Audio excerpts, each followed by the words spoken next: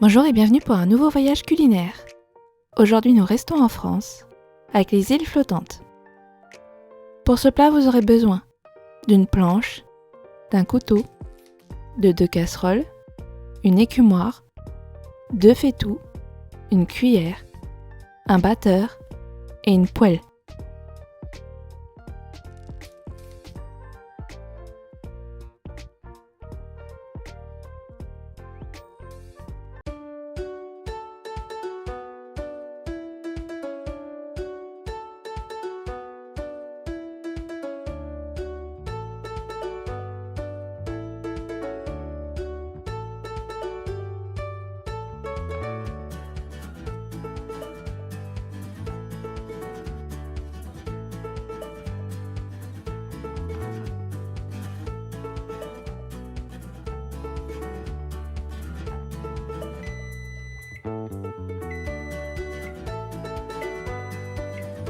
Pour ce plat, vous aurez besoin de 50 cl de lait, 30 cl de crème liquide, 60 g de sucre, 6 œufs, une gousse de vanille, 60 g de sucre, 50 cl d'eau, 25 cl de lait, 30 g de sucre, 250 g de sucre et 15 cl d'eau. On va commencer par la crème anglaise. On va donc commencer par couper notre vanille et récupérer les grains. Pour plus de facilité, je coupe ma gousse en deux.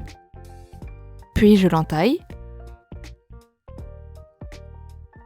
et je gratte pour récupérer les graines.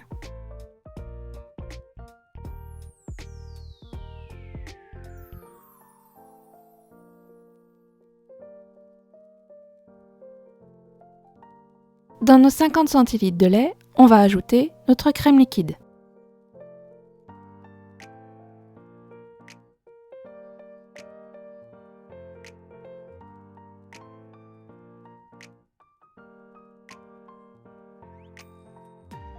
On ajoute ensuite notre vanille, on met aussi bien les grains que la gousse. La gousse permettra d'avoir un meilleur goût de vanille. Si jamais il y a quelques écorces de la gousse, vous pourrez toujours passer votre crème à la fin.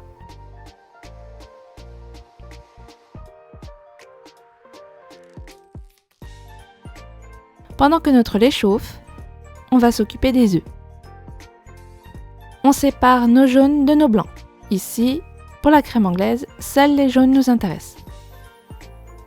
On ajoute donc les 60 g de sucre à nos 6 jaunes d'œufs et on mélange bien. Mélangez vite et longtemps pour incorporer de l'air dans vos œufs. Cela permettra à votre mélange de monter et de mousser.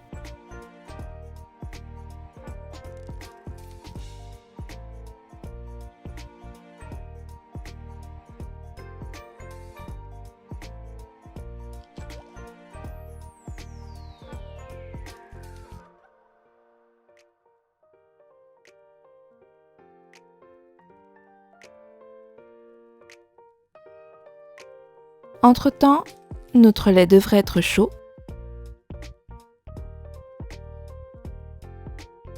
On n'oublie pas donc d'ajouter 60 g de sucre. Et on mélange jusqu'à ce que le sucre ait bien fondu.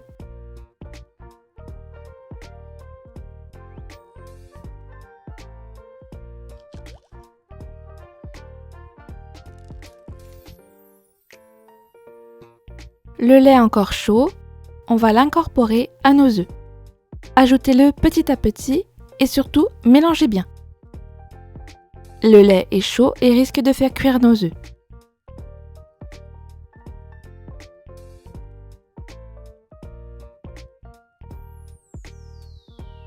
On ajoute donc le lait petit à petit et on mélange, cela évite aux jaunes d'œufs de cuire. Nous avons besoin que le lait soit chaud pour avoir une bonne base crémeuse.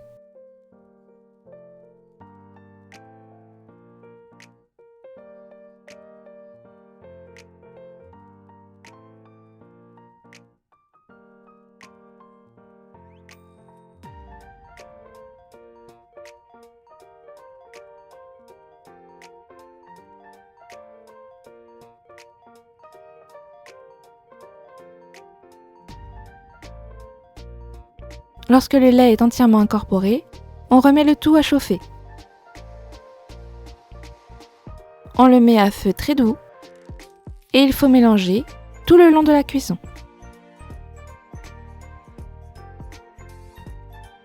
Cette étape est longue, mais si vous augmentez la chaleur du feu, vous risquez de voir vos jaunes chauffer et cuire. Vous aurez alors l'apparition de grumeaux et votre crème anglaise sera ratée. Si cela vous arrive et que vous réagissez à temps, vous pourrez toujours passer votre crème anglaise. Mais une bonne partie sera perdue. Le mieux est donc de prendre votre temps et de laisser cuire à feu doux. Vous saurez que votre crème anglaise sera prête lorsque le nappage se fera sur votre casserole ou que la crème se tient dans votre cuillère. On va ensuite mélanger hors feu pendant 5 minutes pour laisser le mélange refroidir sans que les œufs ne puissent cuire. Et on réservera au frais.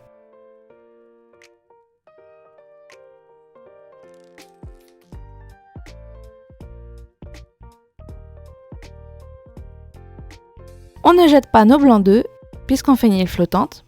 On va donc monter nos blancs en neige. Commencez avec votre batteur à petite vitesse. Cela fera apparaître des bulles et permettra au batteur d'accrocher les blancs. Cela évitera les propulsions. Passez à la vitesse supérieure pour que vos blancs deviennent opaques et lorsqu'ils sont opaques, passez à la 3e vitesse.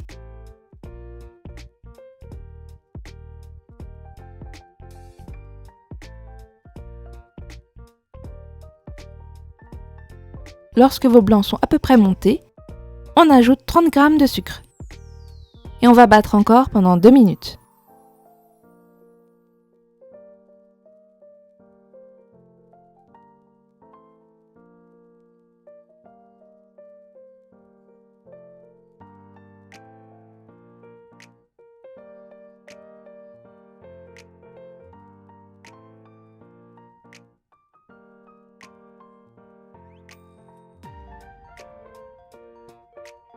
On va ensuite faire chauffer notre lait et notre eau.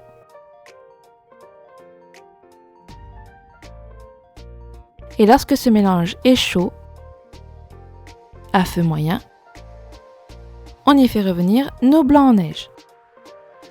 Ici, j'ai choisi de faire des quenelles.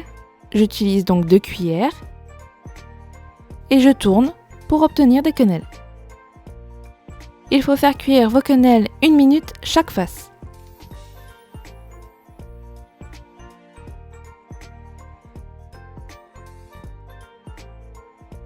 Il vous faudra les retourner délicatement. Et lorsqu'ils sont cuits, on les pose sur du papier absorbant. Il est important qu'il n'y ait pratiquement plus d'eau dans vos quenelles.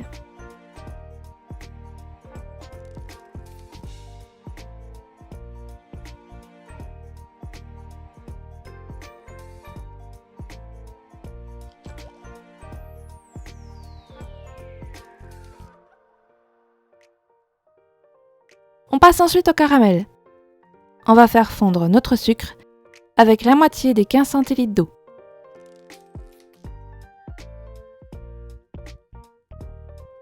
Le mélange devrait mousser, ce sont les cristaux qui sont en train de fondre. Et au bout d'un moment, votre caramel va changer de couleur.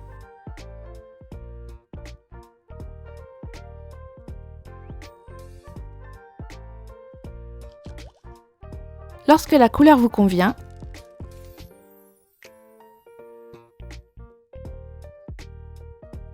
on ajoute notre eau déjà chaude. Attention à ne pas couper votre feu. Ici, j'ai fait l'erreur de couper mon feu. Mon sucre va donc d'abord refondre, puis recristalliser. Si cela vous arrive, pas de panique. Vous faites refondre votre caramel et pour faciliter la refonte, ajoutez à nouveau la moitié de l'eau. Et laissez cuire durant 5 à 10 minutes pour faire réduire votre caramel. Cela vous permettra de récupérer votre caramel sans qu'il ne cuise. Il est déjà cuit. Si vous le faites recuire, il sera brûlé. Il est donc impératif de remettre de l'eau. Et on réserve encore une fois au frigo pour qu'il devienne un peu plus solide.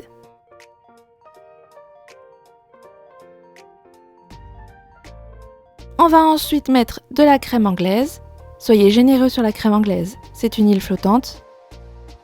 Il faut donc une île, mais aussi du liquide.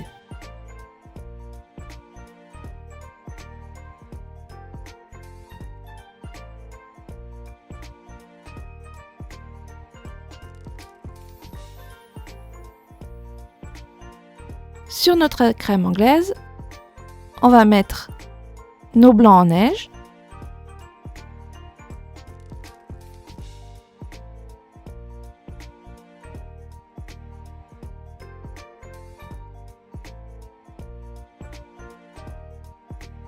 Et on décore avec le caramel liquide.